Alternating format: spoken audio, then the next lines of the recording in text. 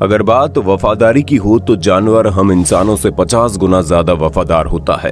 ये बात सिर्फ किताबों में पढ़ने तक सीमित नहीं है, बल्कि ये बात पूरी तरह से सच है। और आज के इस वीडियो में हम आपको 2 जानवरों की ऐसी ही कहानी को बताएंगे, जिसे सुनने के बाद आपको यकीन हो जाएगा कि जानवरों से ज्यादा वफादार कोई नहीं हो सकता। वफादारी की ऐसी कहानी जब अमेरिकी सेना के कबूतर को 3 गोली लग गई और उसके बावजूद भी उसने अपने सैनिकों की जान बचा ली। एक ऐसा कबूतर जो गोली लगने की वजह से अपनी टांगों को गवा दिया था, एक आंख को गवा दिया था और उसके बावजूद अपनी जान देकर सैकड़ों सैनिकों की जान को बचा लिया। एक ऐसा कुत्ता जो जर्मनी की आग से अपने सैनिकों को बचाने के लिए 18 महीने तक जंग के मैदान में तैनात रहा। ये एक बात तो सच है कि हम इंसान पुराने समय से ही युद्ध को लड़ते आ रहे हैं, लेकिन उस युद्ध में हमने हमेशा जानवरों का साथ लिया है। कभी घोड़े का, कभी हाथी का, तो कभी कबूतर और कुत्ते जैसे मासूम जानवर का भी। और आज के इस वीडियो में हम आपको 2 ऐसे ही मासूम जानवरों की वफादारी की दर्दनाक कहानी को बताएंगे। Cher Ami. सबसे पहले हम आपको अमेरिकी सेना में मौजूद उस कबूतर के बारे में बताने जा रहे हैं जो गोलियां खाकर भी अपने सैनिकों की जान बचाने में कामयाब रहा। प्रथम विश्व युद्ध का आगाज हो चुका था और ये वो वक्त था जब हम इंसानों के पास संचार का कोई खास साधन नहीं था। अपनी बात को एक जगह से दूसरी जगह तक पहुंचाने के लिए हमें संदेशवाहक का इस्तेमाल करना पड़ता था, लेकिन जंग के मैदान में अपने संदेश को पहुंचाना संदेशवाहक की जान पर भी भारी पड़ जाता था।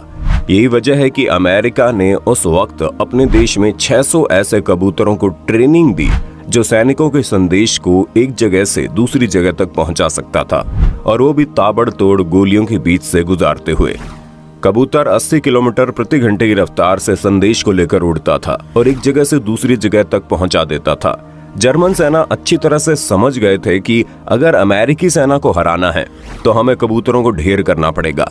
जर्मन सेना ने सबसे बेहतरीन स्नाइपर गोलीबाजों का एक दल चुना गया और उसका काम था आसमान में उड़ रहे हर एक कबूतर को गोली मार देना। इस वजह से अमेरिकी सेना का कबूतर भी मारा जाता था और उसकी टांगों में फंसा संदेश भी जर्मन सेना को मिल जाता था, और जर्मन सेना बड़ी आसानी से अमेरिकी सेना पर हमला कर पाती थी। और ये घटना है 2 अक्टूबर साल 1918 की, जब प्रथम विश्व युद्ध लगभग खत्म होने वाला था। अमेरिकी सेना का 500 सदस्य फ्रांस के एक पहाड़ियों के बीच फंस गया था और उस पहाड़ी के चारों तरफ जर्मन सेना तैनात थी। जर्मन सेना अमेरिकी सेना पर गोलियों से ताबड़तोड़ फायरिंग कर रही थी और अमेरिका की सरकार को इस बात का पता ही नहीं था कि उनके सैनिक आखिर फंसे कहां पर हैं। उन्हें उनकी लोकेशन ही नहीं मालूम थी। अमेरिकी सेना के अधिकारियों ने अपने खोए हुए सैनिकों को ढूंढने के लिए अपने 2 कबूतरों को भेजा, लेकिन रास्ते में ही जर्मन सैनिकों ने उन दोनों ही कबूतरों को मार गिराया। अमेरिकी सेना अधिकारी काफी देर तक इंतजार करते रहे अपने कबूतर के वापस आने का, लेकिन अंत में उन्होंने तीसरा कबूतर भेजा जिसका नाम था चेर एमी। वो कबूतर उस वक्त अमेरिका में मौजूद सभी 600 कबूतरों में से सबसे बेहतरीन कबूतर था, जो आसमान में गोलियों से बचने की कला को भी बखूबी जानता था। पहाड़ी के बीचों बीच फंसे अपने सैनिकों तक पहुंचाने के लिए चेर एमी को लंबे चौड़े क्षेत्र से गुजरना था जहां पर जर्मन सैनिकों का कब्जा था। चेर एमी जैसे ही उस क्षेत्र से गुजरता है, जर्मन सैनिक लगातार उस पर फायरिंग करने लगते हैं। ताबड़तोड़ फायरिंग के बीच से चेर एमी बचता हुआ अपने सैनिकों तक पहुंचता है।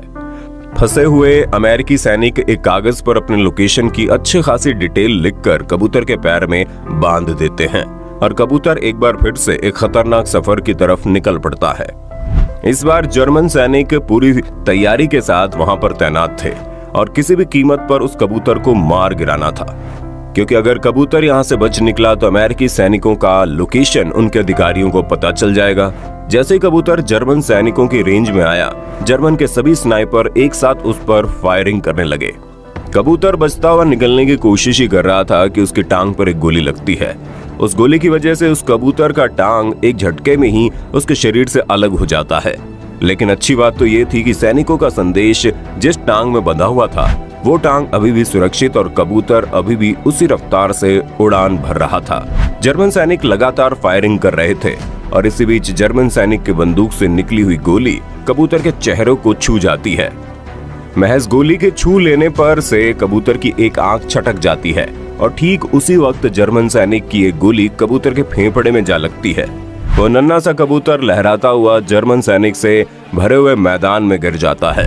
तभी कुछ जर्मन सैनिक तुरंत दौड़ते हुए कबूतर की तरफ पहुंचते हैं ताकि वे अमेरिकी सैनिकों के संदेश को अपने कब्जे में ले सके। कबूतर जमीन पर गिर चुका था, उसकी सांसें अभी भी चल रही थी। उस कबूतर को इतने बेहतरीन तरीके से ट्रेनिंग दी गई थी कि उसे मालूम था कि किसी भी कीमत पर वो संदेश को अपने डेस्टिनेशन पर पहुंचाएगा ही।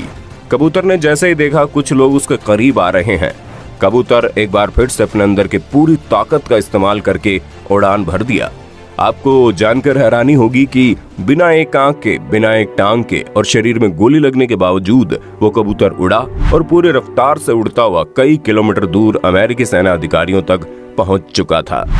वहां पहुंचते ही कबूतर जमीन पर उतर नहीं पाया, बल्कि अमेरिकी सेना अधिकारियों के पास गिर गया।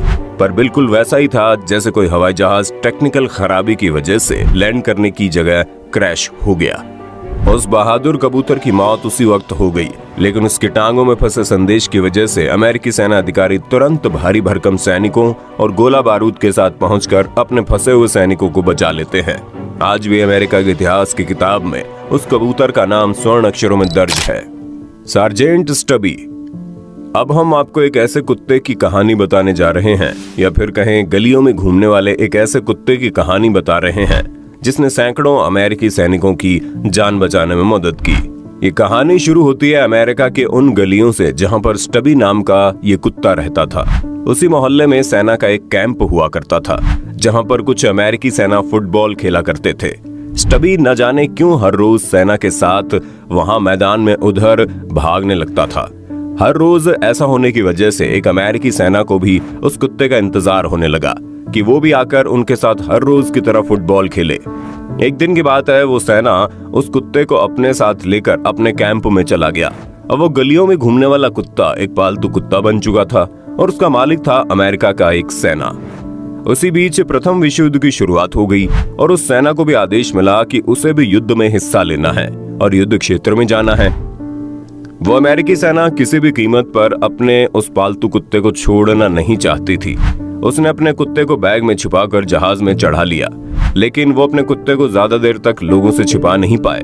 जैसे ही सेना के अधिकारियों को इस बात का पता लगा कि जहाज में सैनिकों के साथ साथ एक कुत्ता भी है, उन्होंने तुरंत उस कुत्ते को बाहर फेंकने का आदेश दिया।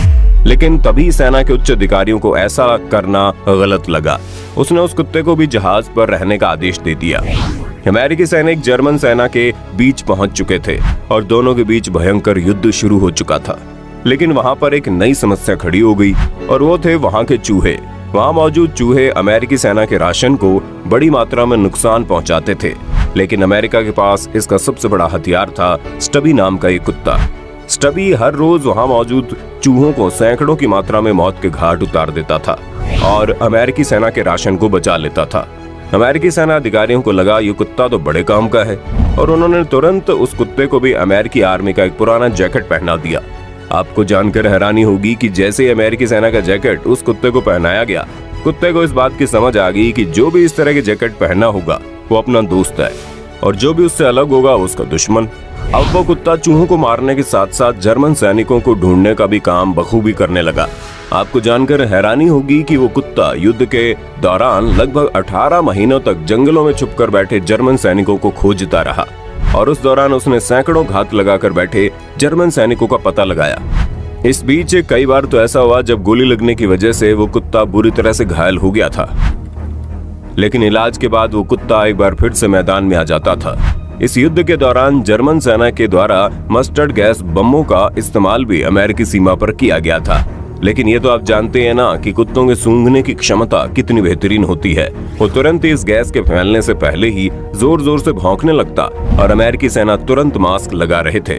तो दोस्तों, आपने देखा इंसान ने अपने फायदे के लिए कैसे जानवरों का इस्तेमाल किया था और जानवरों ने कैसे अपनी जान की परवाह किए बगैर अपनी वफादारी को प्रायोरिटी पर रखा। उम्मीद करते हैं सच्ची कहानियां आपको अच्छी लगी होगी। वीडियो अच्छी लगी तो लाइक कीजिए, हमारे चैनल को सब्सक्राइब करके बेल आइकन को ऑन करना बिल्कुल मत भूलना, क्योंकि द अर्थ एडवेंचर हिंदी की टीम आपके लिए हर रोज ऐसी ही इंटरेस्टिंग वीडियोस लाते रहती है।